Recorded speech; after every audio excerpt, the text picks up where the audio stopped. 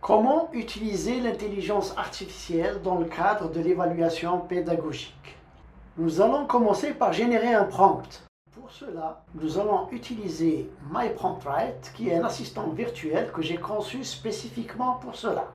Je lui demande d'améliorer mon prompt, qui est celui-là. Je te donne une question avec sa réponse type notée de 1 à 10.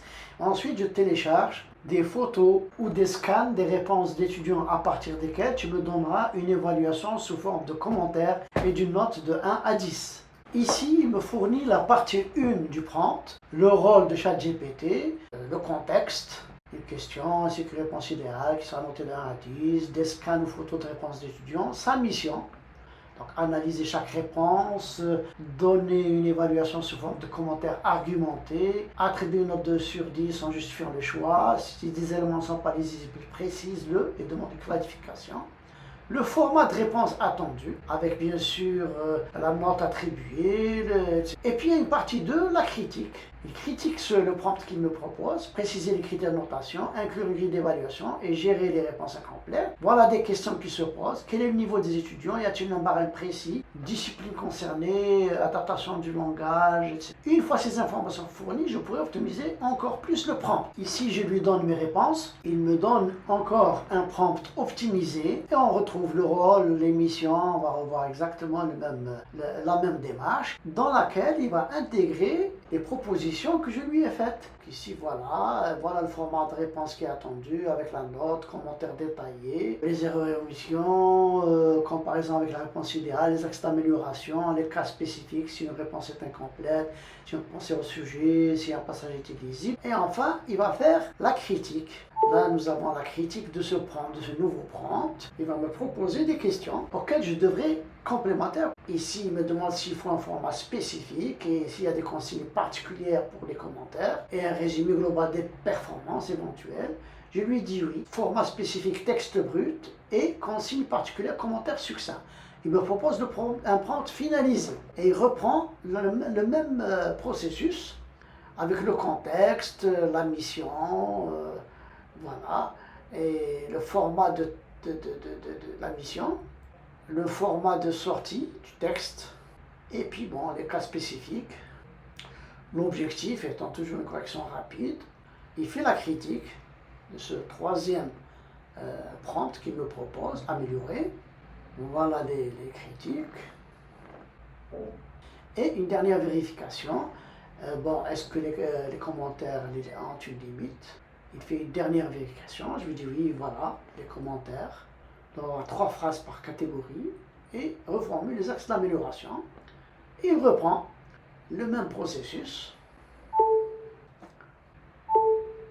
la critique finale et enfin une dernière vérification.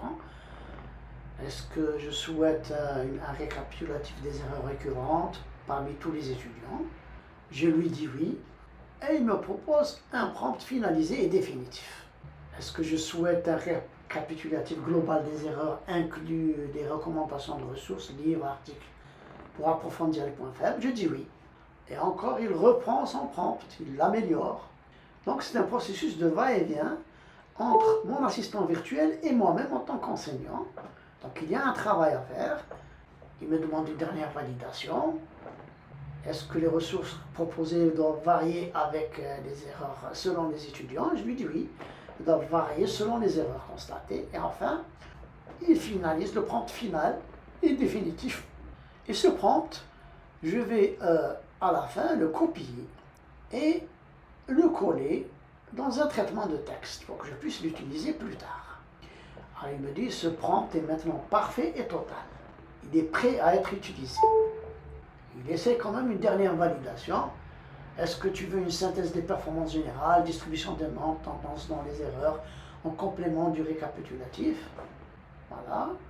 Oui, je lui dis génère une synthèse des performances. Alors il dit prompt ultime et définitif, avec une critique finale, une dernière validation. Souhaites-tu que la synthèse des performances générales inclue un classement des étudiants en fonction de leur score? Oui, je lui dis oui, pourquoi pas.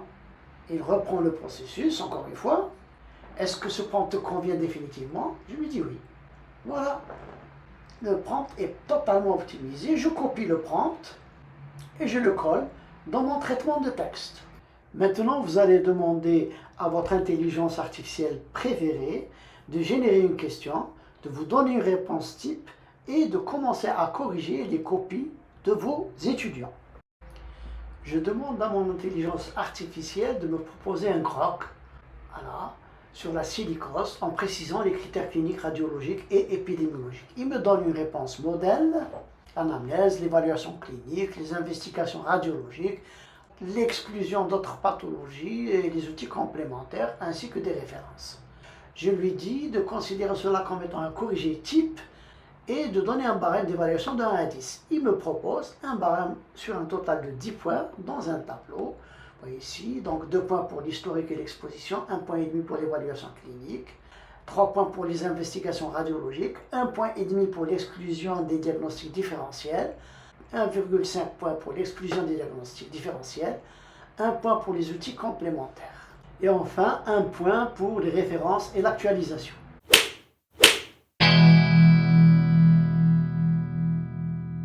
Maintenant, nous allons intégrer le prompt initial dans notre intelligence artificielle. Je copie et je colle mon prompt initial. L'intelligence artificielle va simuler donc une première correction. J'insère des réponses de mes étudiants. Je lui dis, je vais te donner la réponse de l'étudiant ML01, évalue-la. Si tu es prêt, dis-moi OK. Il me dit OK. Je colle ou je télécharge le fichier de la réponse de cet étudiant. Il l'évalue selon les critères du prompt que nous avons inséré. Les points corrects, les erreurs et omissions. L'étudiant 2, la réponse de l'étudiant 2 est évaluée selon le même processus. Nous insérons la réponse de l'étudiant 3.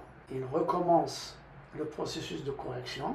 Et la même chose pour l'étudiant numéro 4. Maintenant, nous allons calculer les métriques. Toutes les copies d'étudiants suivants, je les cite, ont été évaluées. Complète ton analyse statistique et le classement que tous les autres aspects demandés dans le prompt. Il me donne les résultats, la distribution des notes, la moyenne des notes, 6,81, la médiane, l'écart type, le nombre d'étudiants avec une note supérieure à 8 sur 10, avec leur référence, le nombre d'étudiants avec une note inférieure à 5 sur 10. Il analyse les tendances, les concepts qui sont mal maîtrisés, les omissions fréquentes, ici par exemple l'exclusion des diagnostics différentiels, les erreurs systématiques, ça va dans les détails, il vous donne une correction qui va dans les détails, et les points à renforcer. Il classe les étudiants en fonction de leur score, donc de 10 à 3,5, et il fait des recommandations par rapport aux erreurs constatées, approfondissement des investigations radiologiques, la structuration de la réponse, l'utilisation des références bibliographiques, et pour terminer, un conseil global. Si vous souhaitez en apprendre plus, contactez-moi sur ce mail.